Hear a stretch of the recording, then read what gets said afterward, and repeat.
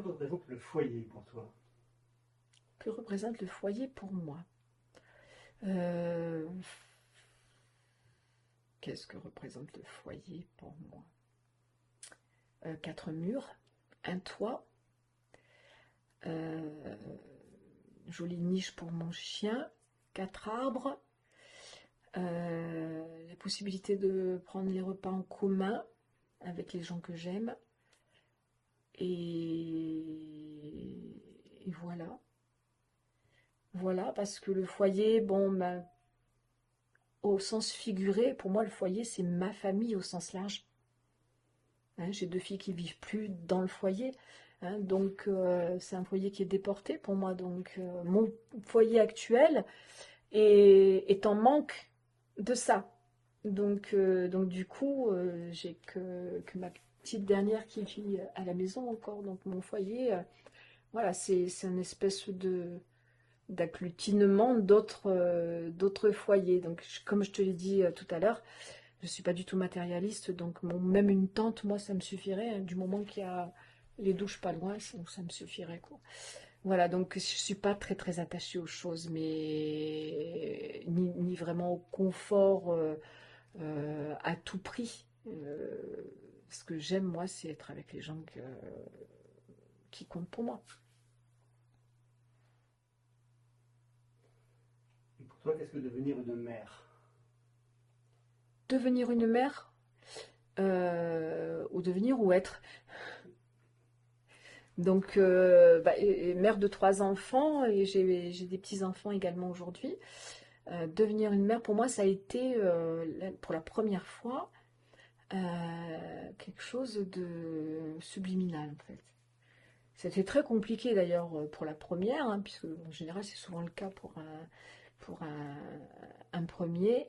Donc très très compliqué. Et du coup, les relations avec ma fille aînée sont extrêmement fusionnelles. Voilà, extrêmement fusionnelles. Et c'est aussi peut-être aussi son caractère, son tempérament qui fait ça. Euh, Tellement aussi peur de perdre mon enfant, parce que c'est pour toute mère qui enfante pour la première fois, c'est un questionnement continu en fait, hein. Surtout que, bon, on n'était pas trop à notre époque, enfin à mon époque, quand j'ai eu mon premier enfant, pas, pas aussi bien documenté que peuvent être les jeunes futures mamans d'aujourd'hui. Donc c'est plein d'angoisse, c'est plein d'anxiété jusqu'au dernier jour, jusqu'au dernier moment, quoi. Et donc ça a été extraordinaire. Et, et je ferai un parallèle avec ma maman dont je t'ai parlé tout à l'heure. Quand je t'ai dit, elle n'avait jamais vu un bébé de sa vie. Quand elle a vu son bébé, quand on lui a mis son bébé sur son ventre, elle a trouvé que c'était affreux, mais affreux. Et ben je ferai un parallèle, moi, quand j'ai eu ma première fille, c'était un bébé magnifique. Et quand on me l'a donné, je la regardais. Et puis j'étais dans une chambre où il y avait deux autres jeunes mamans avec deux autres bébés. Et je regardais ma petite fille et je regardais les autres. Et je me suis mise à pleurer, mais alors toutes les larmes de mon corps. Mais ma fille, mais elle est pas belle. Mais je la trouvais pas belle alors qu'elle était superbe. Et c'est une superbe jeune femme. Je la trouvais pas belle. Et j'ai fait une espèce de dépression donc de l'accouchement. C'était horrible. Je regardais les autres, mais les autres, je les trouvais trop beaux, trop mignons. Et la mienne, je la trouvais mais laide. Et je disais à mon mari, mais t'es sûr qu'elle est normale? T'es sûr qu'elle est normale? Tout le monde me disait, mais oui, tous ceux qui venaient me disaient, attends, elle est normale, elle est super, elle est magnifique. Non, mais euh, j'ai l'impression qu'elle est un peu trisomique, non? Et ça, en fait, ça venait du fait que mon papa avait une de ses sœurs qui était trisomique, je l'adorais. Et j'ai été élevée avec elle, donc elle était beaucoup plus âgée que moi, mais on s'occupait énormément d'elle. Et donc, je savais ce qu'était la trisomie 21. Donc, et je regardais ma fille, et souvent les nouveau-nés, il y a un petit peu ça, en fait, hein. Et je la regardais, mais désespérée. désespérée. Donc les médecins ont été obligés de me rassurer. Bon, ça a duré que quelques jours, parce que quelques heures, quelques jours, hein. Mais ouais, c'était très très compliqué. Voilà.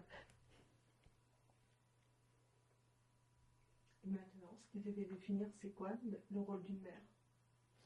Le rôle d'une mère, c'est de montrer le chemin. C'est de montrer le chemin et d'avoir beaucoup de patience, de compréhension, d'ouverture d'esprit, puisqu'il faut être aujourd'hui au quotidien en, en ouverture sur ce qui se passe autour de soi, autour de nos enfants, dans le monde actuel. Donc très protectrice, bien évidemment, mais en même temps, je laisse beaucoup, beaucoup de liberté. J'ai toujours laissé beaucoup de liberté d'action et de choix à mes enfants. À mes 3 filles, ça m'a énormément bien réussi pour les 2 premières. Donc ben, la troisième, c'est la même chose, même si c'est pas toujours un long fleuve tranquille. Hein. Il y a plein d'obstacles, plein de petits... c'est un peu chaotique hein, comme chemin. Mais voilà, donc montrer le chemin, être un exemple. Être un exemple. Et être un exemple, ça ne veut pas forcément dire je veux que mon enfant fasse la même chose que moi. J'ai aucune de mes filles qui a décidé ou qui a envie d'être artiste. J'aurais bien aimé, mais donc j'en ai aucune vraiment qui ait eu cette ambition-là, cette envie-là, ou qui l'est aujourd'hui. Donc c'est pas cet exemple-là dont je parle, mais c'est l'exemple de ce qui m'a permis à moi d'arriver à vivre et à survivre. Donc mes valeurs, hein, les valeurs que je leur ai inculquées, l'éducation que je leur ai donnée, la confiance, la persévérance, le sens de la justice, le sens du travail. Et c'est cet exemple-là qu'elles ont suivi à leur niveau, en suivant leur propre chemin. Et elles ont toutes réussi, même si la plus jeune est encore trop jeune pour dire qu'elle peut avoir réussi, mais en tout cas, je suis persuadée qu'elle va réussir.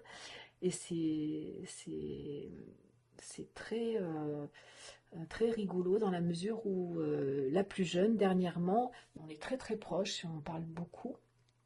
Et l'autre jour, elle m'a dit Maman, je t'aime. Tu es mon exemple. Alors ça, c'est un des plus beaux compliments qu'on m'ait jamais fait. Tu es mon exemple. Alors qu'elle ne fait pas du tout ce que je fais moi, mais je suis son exemple. Donc il y a beaucoup de choses derrière ça.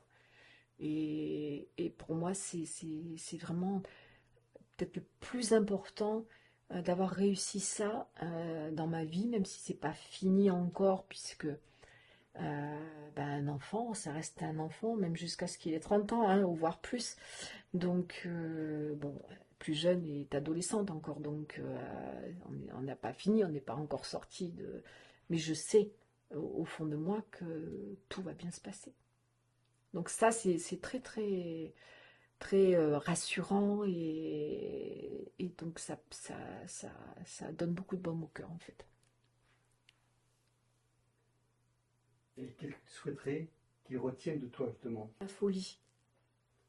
Ma folie, mon exubérance, ma passion, mon côté passionné, euh, être tout le temps dans l'action.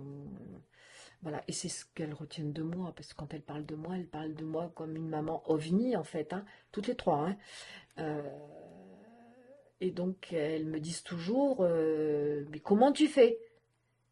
Comment tu fais? Alors qu'elles en font autant que moi, hein, dans leur rôle respectif. Mais comment tu fais? Bah, voilà, parce que c'est sans arrêt, des nouvelles choses, des nouvelles aventures, démarrer de nouveaux trucs. Et elles se posent la question, comment j'arrive à gérer tout, à tout gérer? Ben, je ne sais pas répondre, hein. Je ne sais pas répondre. Je pense que c'est une question de tempérament et de passion. Voilà. Parce que quand on est passionné, hein, vous en savez quelque chose, quand on est passionné, eh bien, on arrive à déplacer des montagnes et à réaliser beaucoup de choses.